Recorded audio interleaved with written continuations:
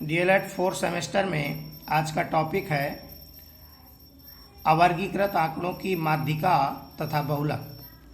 देखिए, माध्य जो टॉपिक है इसमें होता है तो वो थर्ड सेमेस्टर में हो चुका है। यहाँ पर आपका माध्यिका और बहुलक पढ़ना है। माध्यिका को अंग्रेजी में मीडियन और माध्यिका का दूसरा नाम मध्यांक भी है।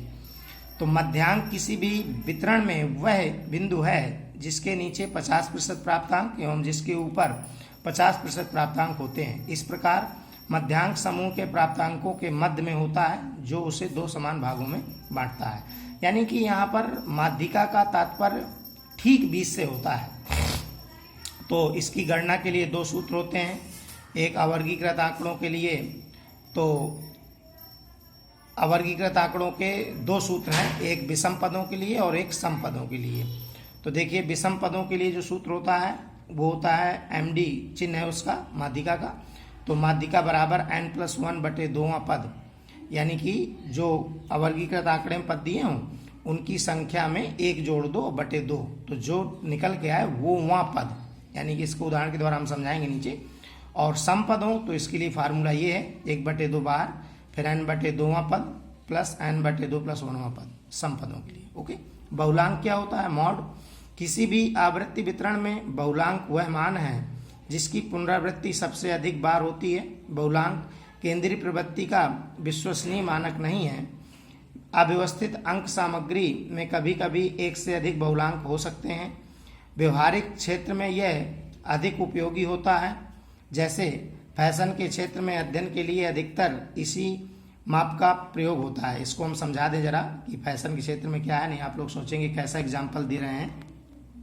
जैसे कि हम लोग किसी कपड़े की दुकान में जाते हैं तो जब कोई चीज़ हमको ज़्यादा दिखती है तो हमको ये लगता है कि नहीं यार ये अच्छी है। तो यहाँ पर बहुलांक का तात्पर्य ज़्यादा से होता है। देखिए, गणना में दिखाया गया है कि अव्यवस्थित प्राप्तांकों में बहुलांक वह प्राप्तांक है जिसकी आवृत्ति सबसे अधिक बार हो। आवृत्ति का मतलब होता है ज़्यादा बार आना, यानी बार बार आना। तो एक परीक्षण में 10 छात्रों के प्राप्तांक निम्नलिखित हैं। देखिए, 7, 9, 10, 15, 9, 6, 9, 11, 6, 9। तो यहाँ पर आपने आंकड़ों को लगाने का तरीका है कि आंकड़ों को आप पहले किसी एक क्रम में व्यवस्थित कर लीजिए। तो यहाँ पर आरोही क्रम में व्यवस्थित किया गया है। आरोही क्रम में रखने पर 6, 6, 7, 9, 9, 9, 9, 9 4 बार आ गया, यानी बस स्पष्ट है कि जो ज़्यादा बार आए वही है आंसर। तो बहुलांक जो है वो 4 होगा। एक रिलेशन भी है, कभी कभार एक नंबर पे पूछ लिया जाता है। वैसे तो जब यहाँ पर माध्य नहीं है, लेकिन पिछले सेमेस्टर में आप पढ़ चुके हैं, पूछा भी जा सकता है। तो एक सूत्र के रूप में हमने लिख दिया है कि बहुलांक बराबर 3 × मध्यांक -2 × माध्य। अंग्रेजी में भी लिखा हुआ है, आप उसको ध्यान देंगे। एक उदाहरण और दे रहे हैं आपके सामने। प्राप्तांक दिए गए हैं कुछ, उसमें भी बहुलांक पूछा गया है। तो देखिए, दूर से दिख रहा है कि उसमें 8 सबसे ज्यादा बार आया है, इसलिए बहुलांक 8 है। अब माध्यिका के उदाहरण पीछे नहीं दे पाए थे, तो माध्यिका के उदाहरण आपके सामने है। एक क्वेश्चन है कि निम्नलिखित प्राप्तांकों का मध्यांक ज्ञात कीजिए। 6, 12, 10, 16, 13, 15, 14। ध्यान दीजिएगा, यहाँ पर भी आंकड़ों को पहले क्रम से लिखा जाता है। क्रम आपके दो होते हैं, एक आरोही और एक अवरोही। आरोही का मतलब छोटे से बड़े की ओर, यानी बढ़ता क्रम। अवरोही का मतलब बड़े से छोटे की ओर, यानी घटता क्रम। तो पहले आप इनको क्रम से लिख लेंगे। 6, 10, 12, 13, 14, 15, 16। तो देखिए, गिनती करेंगे इनकी तो 3, 3, 6, 7 हैं। तो यहाँ पर प्राप्तांकों की संख्या n बराबर 7, जो कि विषम है। तो इसमें विषम वाला सूत्र लगा देंगे हम। मध्यांक बराबर n+1/2वां पद, n की जगह 7 है, 7 + 1/2 यानी 8/2, अर्थात 4वां पद। तो ऊपर से गिन लीजिए आप जो आपने और आरोही क्रम में लिखा था। तो 6 पहला है, 10, 12, 13 है चौथे नंबर पे। तो आंसर आ गया 13। दूसरा उदाहरण है आपके सामने। निम्नलिखित प्राप्तांकों का मध्यांक ज्ञात कीजिए। 8, 21, 15, 7, 12, 10। इनको भी आप क्रम से रखेंगे। 7, 8, 10, 12, 15, 21। इनको गिना हमने तो 1, 2, 3, 4, 5, 6 है। n बराबर 6, जो कि सम है। तो देखिए, हमने पहले सम वाला सूत्र लगाया, 6 रखा और उसको हल किया। तो यहाँ पर आया 3वां पद और ये आया 4वां पद।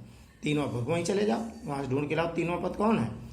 10, तो 10 रख दिया। 4वां पद 12, 10 और 12 को जोड़ दिया तो 22/2 यानी 11 आंसर।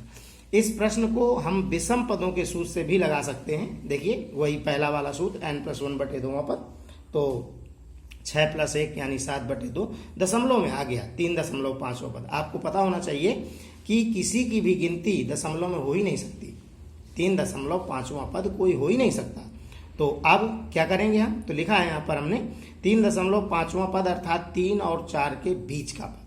तो 3 और 4 के बीच में हम गए ढूंढने वहाँ, तो देखिए यहाँ पर जो तीसरा पद था वो 10 था और चौथा पद था वो 12 था। इनके बीच में कौन होगा, तो बीच का निकालने के लिए आपको औसत यानी माध्य, तो सीधे सीधे 10 और 12 को जोड़ के 2 का भाग कर दिया, वही आंसर आ गया। ठीक है, तो ये आपका माध्यिका यानी मध्यांक और बहुलांक का एक टॉपिक था। इस पर आपको अभ्यास के लिए कुछ क्वेश्चन वैसे आप सर्च करना चाहें तो तमाम तरीके हैं क्वेश्चन सर्च करने के, जो आप लोगों को आते होंगे, तो आप उन माध्यम से क्वेश्चन सर्च कर लीजिए और क्वेश्चन सर्च करने के बाद में उनको आप सॉल्व कर लीजिए। ओके, धन्यवाद।